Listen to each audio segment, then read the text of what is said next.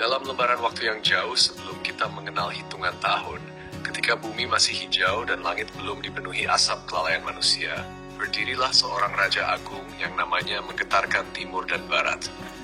Zulkarnain namanya, pemilik mahkota yang tidak hanya menguasai daratan, tetapi juga menapaki cakrawala ruhani. Raja Zulkarnain adalah raja yang tak hanya haus akan wilayah, tapi juga dahaga akan ilmu, akan kebenaran, akan rahasia di balik langit dan bumi. Dalam perjalanan sucinya mengelilingi bumi, Allah Subhanahu wa Ta'ala mengutus seorang malaikat mulia untuk menemaninya. Malaikat Rafael, makhluk cahaya yang membawa tabir rahasia antara dunia dan akhirat. Dalam kesunyian malam yang hening, di sela langkah mereka menyusuri padang dan gunung, sang raja bertanya kepada malaikat Rafael, "Wahai Rafael, ceritakan kepadaku tentang ibadah para malaikat di langit yang tinggi. Bagaimana mereka menyembah Rabb mereka yang tidak pernah tidur dan tidak pernah lengah." Maka malaikat itu, dengan suara lembut bagaikan desir angin yang menyapa pepohonan, menjawab, "Wahai Raja, para malaikat di langit masing-masing tenggelam dalam ibadah mereka. Ada yang berdiri sejak diciptakan tanpa pernah menundukkan kepala. Ada yang bersujud sejak awal waktu tanpa pernah mengangkat wajahnya. Dan ada pula yang rukuk tanpa pernah bangkit dari rukuknya. Semua dalam lautan cinta kepada Sang Pencipta." Mendengar itu, hati Raja Zulkarnain bergetar seperti dedaunan yang diterpa angin wahyu. Ia berkata, "Alangkah bahagianya jika aku dapat hidup ribuan tahun hanya untuk beribadah kepada Allah sebagaimana para malaikat itu." Rafael tersenyum dan berkata, "Wahai Zulkarnain, sesungguhnya Allah telah menciptakan satu sumber air di bumi yang disebut Ainul Hayat, air kehidupan.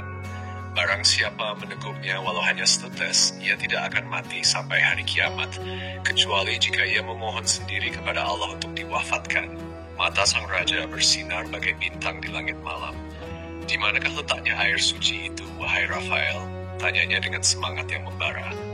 "Air itu terletak di bumi yang gelap, di tempat yang tak dijamah cahaya matahari ataupun bulan," jawab sang malaikat. Maka segera Raja Zulkarnain memanggil para ulama, para ahli hikmah, para penjaga wasiat zaman dahulu. Ia bertanya, "Wahai para alim ulama, tahukah kalian di mana letaknya Ainul Hayat?" Para ulama saling memandang dan menjawab dengan jujur, "Kami tidak mengetahuinya, wahai baginda. Hanya Allah yang maha mengetahui." Namun di antara mereka, ada satu yang bangkit dengan kerendahan hati dan tutur yang lembut berkata, "Aku pernah membaca dalam wasiat Nabi Adam alaihi salam bahwa Allah meletakkan air itu di bumi yang gelap, dan bumi gelap itu sebagaimana disebut dalam kitab-kitab berada di tempat terbitnya matahari." Maka bersiaplah sang raja, diperintahkanlah agar 1000 kuda betina yang masih perawan, karena penglihatannya tajam dalam gelap, dikumpulkan. Dari 6.000 pasukan terbaik, dipilih yang paling cakap, paling bijak, paling kuat. Dan di antara mereka ada satu yang istimewa, Khidir alaihissalam, yang saat itu menjabat sebagai Perdana Menteri. Berangkatlah mereka, pasukan cahaya menuju timur dunia, menempuh perjalanan selama 12 tahun melintasi hutan yang tak bernama, padang yang tanpa penghuni, lembah-lembah sunyi yang hanya dihuni doa-doa. Akhirnya, tibalah mereka di tempat yang disebut bumi gelap. Bukan gelap karena malam, tapi karena kabut tebal dan asap pekat yang tak bisa ditembus cahaya. Salah satu cendekiawan menasihati, "Wahai baginda, tak satu pun raja terdahulu yang berani masuk ke tempat ini. Tempat ini menyembunyikan bahaya yang tak bisa kita duga." Namun, Zulkarnain adalah raja yang tidak mundur karena gelap.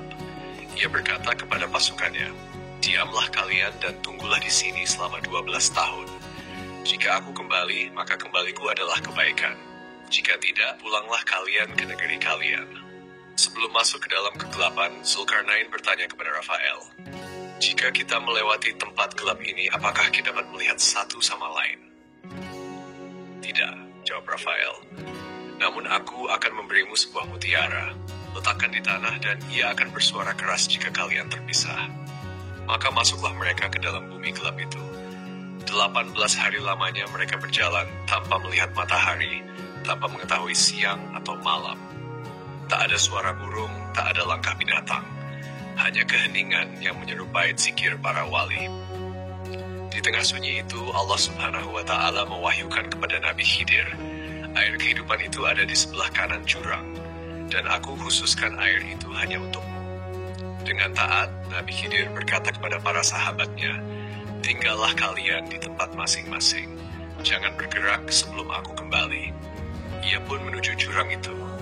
Melepaskan pakaian dunianya, turun dari kudanya dengan langkah yang ringan seperti debu yang ditimpa rahmat. Ia turun ke dalam kolam yang bening. Disitulah Ainul Hayat, air yang lebih manis dari madu, lebih jernih dari embun subuh, lebih agung dari seluruh kenikmatan dunia.